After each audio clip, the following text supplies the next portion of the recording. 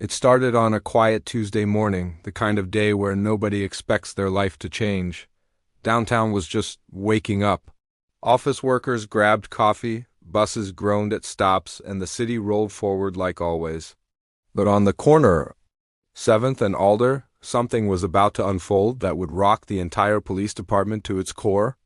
A woman, black, poised and clearly minding her own business, stood waiting for her ride outside a county courthouse. Her name was Mariah Brooks. To anyone watching, she might have looked like just another citizen, dressed sharp in a dark blazer and heels, with her phone in one hand and confidence in the other. But to the officers watching from across the street, something about her made them pause. Not because she was doing anything wrong, but because she wasn't who they thought she should be. One officer nudged the other, muttered something, and both began walking toward her, slowly at first, then with purpose. Mariah noticed them coming, but didn't move. She was used to being watched. Used to being doubted, used to being questioned. But what happened next wasn't just questioning. It was humiliation. One officer, Officer Trent, stepped too close. His voice was calm, but there was something sharp underneath. "Ma'am, what are you doing here?" Mariah raised an eyebrow. "I'm standing on a public sidewalk, waiting." "For my car?" The other officer, Ramirez, circled behind her, arms crossed. "We got reports of suspicious activity around here. We'll need to see some ID." Mariah didn't reach for anything. She just looked them dead in the eyes and said, "Suspicious activity is standing while black suspicious now?" Her voice was even, but the air thickened. She wasn't trying to be difficult, she was just done with this kind of treatment, but the officers didn't like that answer. Without warning, Ramirez reached for her wrist. "Let's not make this harder than it has to be." Mariah pulled her hand back. "Do not touch me." That was enough for them to act. Within seconds, they had her against the wall, patting her down like a criminal. Passers-by slowed, some filming, some just staring. Her briefcase hit the ground. Her phone skidded across the pavement. She didn't scream. She didn't cry. She just whispered, "You're making a mistake," and she was right. A huge one. What they didn't know, what they couldn't have imagined was that Mariah Brooks wasn't just any woman. She was a federal civil rights attorney, one of the toughest, most respected in the state. She had taken down entire departments before. She had exposed corruption, defended the innocent, and rewrote policy. And today, she had just left a closed-door meeting with a judge about a case involving that very precinct. She had documents in her briefcase that could light a fire in every corner of the city's justice system. But the officers didn't see that. All they saw was what they wanted to see. And now they were dragging her toward a patrol car, hands behind her back, trying to force her into the back seat. She didn't resist, not physically. But her eyes, those eyes didn't flinch. She said just one thing, calmly, as Officer Trent pushed her shoulder.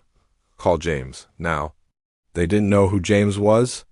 They didn't care, but 20 minutes later, they'd wish they did, because while Mariah sat in the back of that car, her phone now cracked lay face down in the street.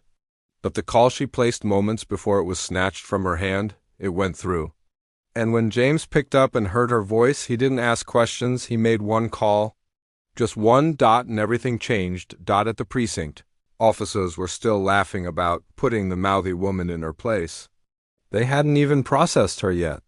She was sitting alone in a holding room, legs crossed, waiting, no fear, no panic. Just waiting. Across the city, phones started ringing. Emails were pulled. Court files were opened. Something was moving fast. Back. In the holding room, a young officer stepped in, looking nervous. Someone's here to see you," he said. Mariah didn't move. "Let them in." And when the door opened, in walked James, but he wasn't alone. Behind him came two men in suits and a woman, carrying a government-issued badge that made the front desk sergeant sit up straighter than he ever had in his life. "Release her," James said without raising his voice. "Now." Officer Trent, still chewing gum, stepped forward.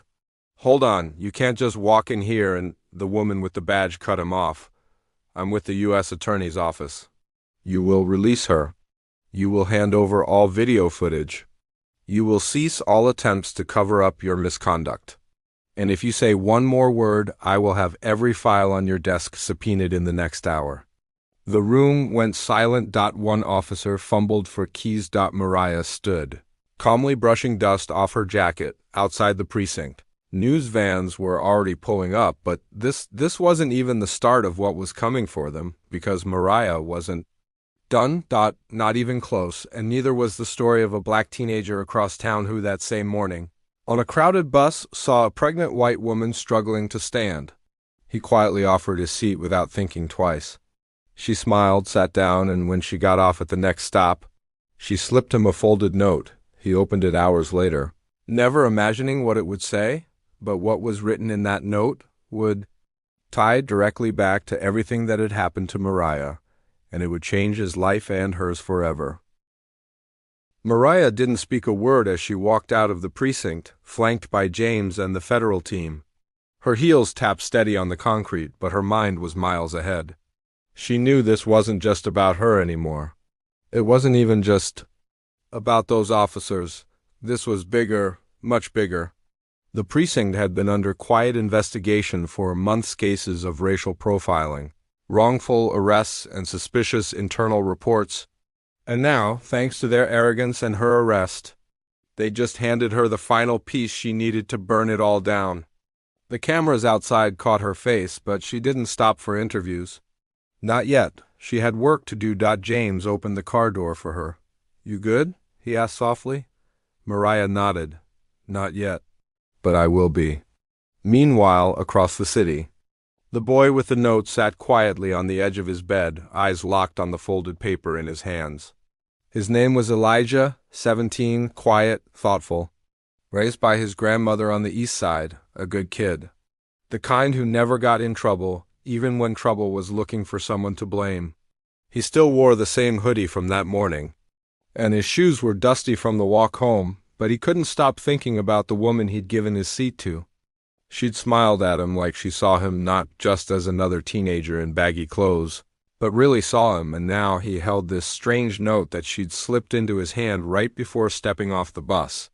It wasn't just a thank you. Something about it felt serious. He unfolded the paper slowly. Inside, her handwriting was neat but quick, like she'd written it in a rush. "Elijah, thank you for your kindness today. I needed it more than you know. I don't have time to explain, but if anything happens in the next 48 hours, call this number. Don't tell anyone you have this. Just call. You may have saved more than just me today." See? There was a number scribbled at the bottom, no name he recognized. No clue what it meant. He stared at it for a long time. Who was she? What did she mean by "if anything happens"? And what could he possibly have to do with it? He tucked the note into his sock, just in case, and tried to push it out of his mind. But deep down, he knew this wasn't the kind of thing you just forget. Back in her office, Mariah opened her briefcase and laid out the contents on the table. Dozens of files, witness statements, confidential audio recordings, evidence she'd spent months collecting, now about to be turned into a federal civil rights case. But it was something she saw in Elijah's face earlier that made her pause. She didn't know his name yet, didn't know the note had been passed, but something about the morning felt connected. The city had a way of weaving people's lives together at the strangest moments. James stood by the window, watching reporters swarm outside the precinct. "They're not even trying to hide it anymore," he muttered. "What they did to you today, it's what they've done to dozens." But this time it was the wrong person. Mariah's eyes narrowed. "No, James, this time it was the right person." Meanwhile, Elijah went to the kitchen, where his grandmother, Miss Hattie, stirred a pot of beans on the stove. She looked up at him. "You okay, baby?" He nodded. "Yeah, just tired." She could tell something was off, but she didn't push. "Get some rest. Tomorrow's a new day." But Elijah didn't sleep much that night. Every sound outside made him sit up. Every car that passed made him peek through the blinds. He didn't know why. It wasn't fear exactly, more like something in his gut telling him the day wasn't. Over. The next morning, news of Mariah's wrongful arrest hit the media hard. Footage had gone viral, clips of her being detained, manhandled, and shoved into a police car. The public was outraged. Social media exploded with hashtags, protests began forming. But inside the precinct, officers tried to play damage control. The chief gave a statement about pending review and department integrity, but nobody was buying it. Not this time. At the same time, a quiet panic began spreading behind closed doors. Officer Ramirez was the first to be called into a private meeting. Then Officer Trent. They came out looking pale. Internal Affairs was already digging into their files. And one leaked memo had surfaced, one that mentioned a closed-door surveillance operation involving several civilians, including a minor with possible connections. But the name wasn't listed. Mariah saw it, printed in red ink, a minor. She picked up the memo again. Her eyes scanned the text. Then stopped. The initials, E.W. Elijah Walker. She didn't know how yet, but she was being watched the same morning. Elijah gave up his seat. And somehow, someone thought he might be involved. Across town, Elijah was leaving school when he noticed a black car parked across the street. It had been there yesterday, too. Same tinted windows, same quiet engine. Just sitting. He quickened his pace. At the corner, the car pulled away. He didn't say anything to Miss Hattie when he got home. But later, in the quiet of his room, he pulled the note from his sock and stared at the number again. His hand hovered over his phone. Then he dialed. It rang once, twice. Then a voice answered. Hello? Elijah hesitated. I was told to call this number. There was a pause. Then the voice said, Is this Elijah? His heart skipped. Yeah, who is this? My name's Sarah. I'm with a legal defense group. I can't say more over the phone, but I've been waiting for your call. Elijah froze. Waiting for me? Why? Because you're in danger. And so is the woman they arrested yesterday. The line went dead. Elijah stared at the phone. The dial tone humming in his ear. Something was happening, and he was now in the middle of it, but he didn't know yet, was he a witness or a target? And the truth was only just starting to surface. Elijah didn't sleep that night either. He lay in bed staring at the ceiling, the glow of his cracked phone screen dim on his nightstand. The call haunted him. The way the woman Sarah had said his name like she already knew him. The way she said danger like it wasn't a warning, but a fact.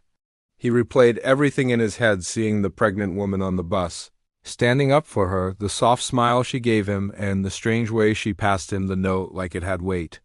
He didn't tell Miss Hattie. He couldn't, she worried. Enough, and anyway, what would he say? That someone he didn't know slipped him a message and now strangers were watching the house? Across town, Mariah was digging deeper into the memo that mentioned Elijah's initials. She sat at her kitchen table, legal files spread out like a battlefield, the city map pinned on the wall behind her.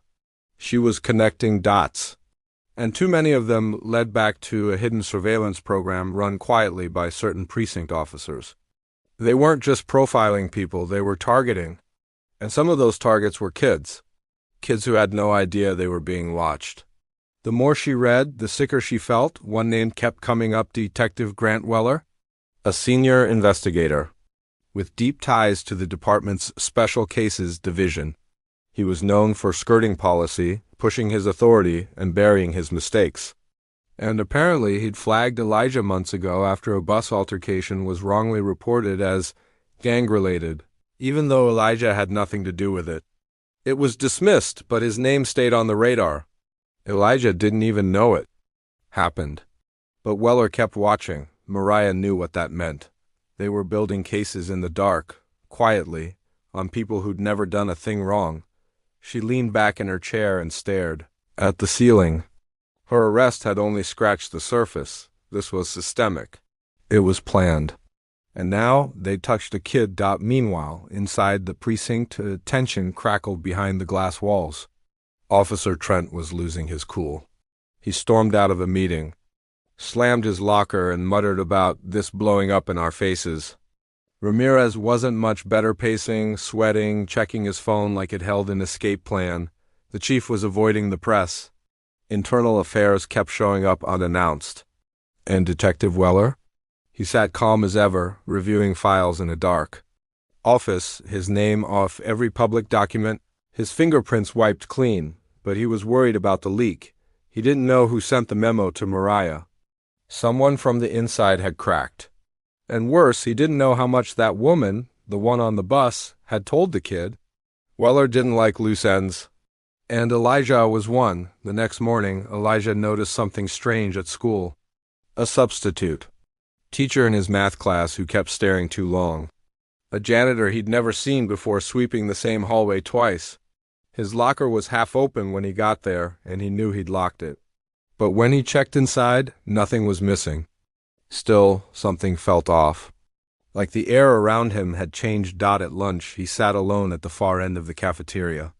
His friends called him over, but he shook his head. He needed to think.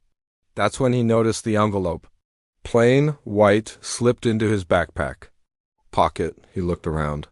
Nobody was near. Inside the envelope was a photo. It showed him on the bus, the day he gave up his seat, clear as daylight. Next to the photo was a sticky note with 6 words. You should have stayed in your seat. Elijah's hands shook. He left school early that day, heart pounding in his chest. He didn't go home. Instead, he walked the city, trying to calm his nerves. Eventually, he found himself outside the building he saw on a news clip. Mariah's law office. He didn't know what he was doing there. Didn't even know if she'd remember him. But something inside told him this was the only safe place left. He hesitated outside the door, then pushed it open. Mariah looked up from her desk. Elijah, she said, like she'd been expecting him. He blinked. How do you know my name? She stood slowly. Because I think they're trying to use you. And we need to talk before it's too late. Back in her office, Elijah sat across from her, still clutching the envelope. Mariah took the photo and studied it. They want to scare you, but this? This proves they're scared of you. He didn't understand. I didn't do anything. I just gave her a seat. Mariah nodded. Exactly. That's what's making them nervous. That woman wasn't just a stranger. She was a federal witness. And what you did that day connected you to her in a way they didn't expect. Elijah's head was spinning. Who are these people? Mariah's voice was steady. Bad cops? Not all of them, but enough to build a wall around the truth. And they've done it for years. What happened to you was just supposed to be another name buried in paperwork, but you messed up their plan. Somewhere across the city, Detective Weller was watching a live feed from a traffic cam outside Mariah's building. He tapped the screen when he saw Elijah walk in, then picked up the phone. They've made contact, he said into the line. The voice on the other end was cold. We'll handle it. But even he didn't know this wasn't going to be handled quietly, because Mariah had just filed the motion, a civil suit. Federal court. Evidence from her arrest. Documents from Elijah's folder, witnesses, names. And soon, every eye in the country would be watching what this city tried to hide. But before that happened, the threats would get louder, the games would get dirtier, and Elijah, a teenager who thought he was just being polite on a bus, was now at the heart of a storm that no one could stop. Rain started falling hard that evening, washing over the city like it was trying to rinse something off. But it couldn't wash away what was coming. Mariah sat by her office window, watching the water beat against the glass, her mind racing. Elijah had just left, escorted by James to a safe location. It wasn't ideal. He should have been at home, worrying about homework. Not threats, but this was real now. The photo, the note, the envelope. It was all proof that someone was watching him closely, someone who wanted him silent. And silence was dangerous when the truth was this close to breaking open. Inside her files, the puzzle pieces were locking together. Mariah had uncovered a digital trailer deleted report from 6 months ago showing Weller's division launching a covert operation. Target: potential youth influencers. Language vague, redacted. But Elijah's school, his name, even the bus route appeared in the early documents. The purpose of the surveillance wasn't just safety, it was control. Scare them early, mark them quietly, and erase their chances before they ever got close to opportunity. Elijah had been flagged not for what he did, but for who he might become. And that pregnant woman on the bus? Her name was Sylvia Carter, a whistleblower. She had agreed to testify about corruption in the city's law enforcement. but had gone underground 2 weeks ago when threats started coming in. No one had seen her until that day on the bus. She hadn't spoken to anyone except her lawyer. The fact she gave Elijah a note meant she was still playing her part. She'd handed him the one message she couldn't trust anyone else with. Mariah closed the file and stood up. She called James. "We need to find Sylvia. Now, if they get to her before we do, we lose everything." James didn't ask why. He just said, "I'll call in some favors." While they worked, Detective Weller was doing the same. Only his favors came with fewer questions and darker outcomes. He met with 2 plainclothes officers in a parking garage, rain hitting the concrete around them. "We need to find the woman," he said. "And we need to make sure that kid doesn't open his mouth again." One of the men raised an eyebrow. "You mean scare him?" Weller's voice didn't change. "I mean silence him, one way or another." Across the city, Elijah sat in a small apartment with James, a cousin and off-duty firefighter who volunteered to watch over him. The place was quiet, too quiet. Elijah couldn't focus. His mind kept going back to the photo, the note, and now this woman Sylvia. Who was she really? Why did she trust him? And if all this was connected, what did they want from her that made them so desperate? He heard a noise outside the apartment. A car slowing, then stopping. No footsteps.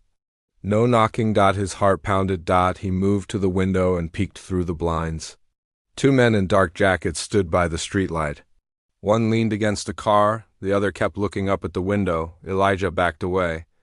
"They found me," he whispered. Back at her office, Mariah's phone rang. "A restricted number." She answered quickly. "Mariah Brooks," she said. The voice on the other end was shaky. "I don't have long." "They're looking for me." Mariah froze. "Sylvia?"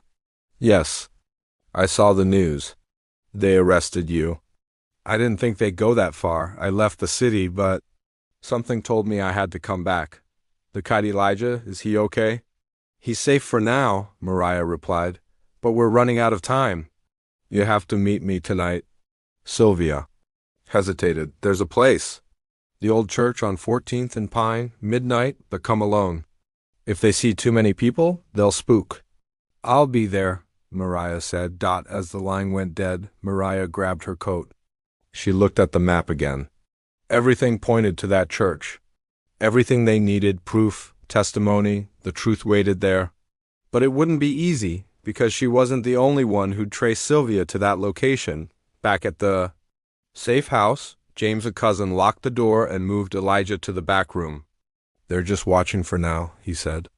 "But if they try anything, I've got you." Elijah nodded, but his hands were shaking. "Why me?" he whispered. "Why is this happening?" "Because you did something good. And when people do good in a world built on fear, it scares the wrong people."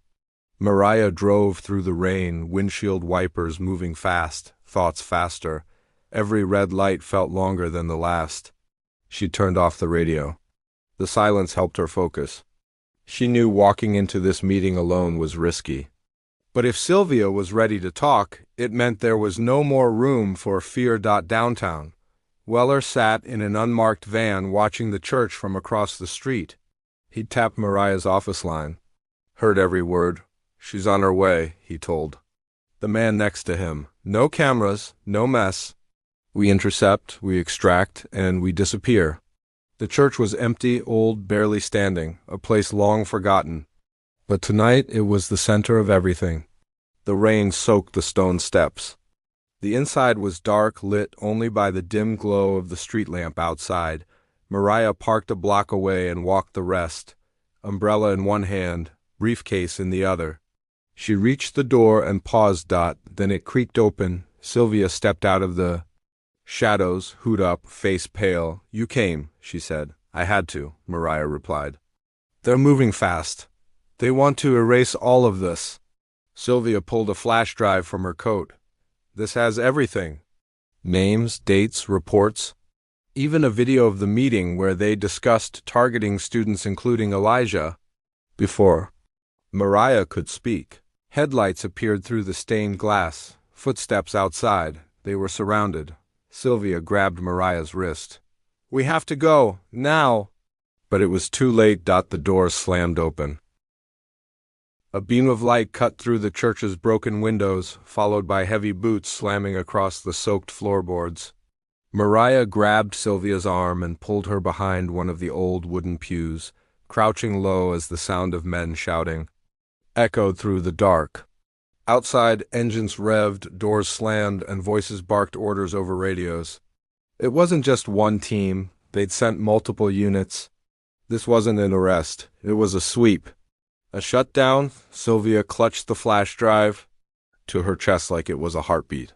They're not here to scare us. They're here to end this, she whispered. Mariah peered over the bench. She recognized one of the men moving through the shadows. It wasn't just cops, it was Weller, and he wasn't wearing a badge. That told her everything. No uniforms, no names, just shadows and silence. They wanted no trace of what would happen. Here tonight. Suddenly, a phone vibrated in Mariah's pocket. She pulled it out. One message from Elijah. They're breaking in. Someone's inside the apartment. Her chest tightened. He wasn't safe anymore. Back at the apartment, Elijah pressed himself against the wall as the front door rattled on its hinges. James' cousin had already drawn his firearm, whispering, "Stay down. No matter what happens, don't open that window unless I tell you to run." But Elijah could see the look in his eyes, the one that said even he didn't know if they'd make it out. Across the church, Weller signaled 2 men to spread out and flank the pews. He moved with cold precision, sweeping the aisles, listening for a breath out of place. Mariah whispered to Sylvia, "Do you trust me?" Sylvia hesitated. "Do I have a choice?" Mariah nodded. "I need you to run, out the back. Don't stop. Get to the station on 9th. There's a reporter waiting there for a tip. She know what to do. I'll handle this." Sylvia clenched her jaw, then handed Mariah the flash drive. "Don't let them erase it." Before Mariah could respond, footsteps landed inches from the pew. Weller's voice rang out, calm and cutting. "Come out, Miss Brooks. You're not going to win this." Mariah rose slowly, flash drive hidden in her sleeve. "Then why are you sweating?" Weller's jaw twitched. "Where's the witness?" Mariah didn't blink. "Gone, just like your career will be when this hits the news." Weller stepped forward, gun visible but not raised. "You think your title protects you? You think your reputation scares me?" She took a step closer. "No, but the truth does." In that moment, Sylvia slipped out the back, darting through the rain, her figure swallowed by the alley's shadows. No one noticed. Not yet, but just as Mariah exhaled, thinking she'd bought enough time, one of the officers at the door shouted, "We've got movement! Back alley!" Weller cursed and barked. "Get her!" Chaos exploded. 2 men tore out. The rear exit. Mariah knew they'd catch her if she didn't do something now. She stepped directly into Weller's path. "You touch her and this flash drive goes live in 10 minutes, she bluffed. "There's a timed upload set, and it names you." Weller's face darkened. "You're lying." Mariah raised her phone. "Slowly. Try me." Back at the apartment, Elijah heard a crash. The front door gave way. 2 men in dark clothes pushed in, shouting orders. James' cousin tried to hold the line, firing once toward the hallway, enough to make them duck. He turned to Elijah. "Out the window, now." Elijah climbed fast, heart racing, the wind biting his skin. He dropped down onto the fire escape and started running along the metal grates, unsure where to go, but knowing he couldn't stop Dot behind him. The men were climbing too, but Elijah had something they didn't know. He still had the second copy. Of the note? What he hadn't told anyone yet was that behind Sylvia's words, written in faint ink, was a second number. One he hadn't dared call, not until now. As he ran, he pulled out his phone and dialed. It rang, once, twice, and picked up. "Elijah?" A voice said. He was out of breath. "I think they're trying to kill me." The voice didn't hesitate. "Hold tight, stay moving, we've been waiting for this call." He didn't know who they were, but somehow they knew everything. Back at the church, one of Weller's men rushed back in, soaked and breathless. "She's gone." "Lost her in the alleys." Weller grabbed Mariah by the collar. "Where did she go?" Mariah didn't flinch. "Doesn't matter. She's already done what she needed to do." Weller raised his gun, and for the first time that night, Mariah felt something cold in her throat. But before he could do anything, his radio crackled with static. Surveillance feed just went down. Full data dump ... broadcasted. Internal. Channel's been compromised. Sir, everyone's seeing this. Weller froze. Mariah smiled, and deep in the city, somewhere in a hidden room surrounded by screens, a small team of whistleblowers watched as the truth, every file, every memo, every name began lighting up servers across the country. But even then, it wasn't over, because just as Elijah ducked into an alley, hiding behind a dumpster, a pair of headlights stopped at the far end. Not police. Not rescue. Something else. The car door opened, and a figure stepped out, holding a badge that didn't match any precinct. Elijah, the man said softly. Come with me. I'm the only one left who can keep you alive. Never judge someone by their appearance or silence. Power doesn't always shout. It often speaks through calm, dignity, and quiet resolve. Respect, justice, and empathy aren't optional. They're the foundation of every fair society. Because the moment we treat someone less for how they look, we might just be standing in the way of someone who holds the power to change everything. If this story moved you, like, share, and follow for more powerful real-life stories that speak truth, justice, and humanity.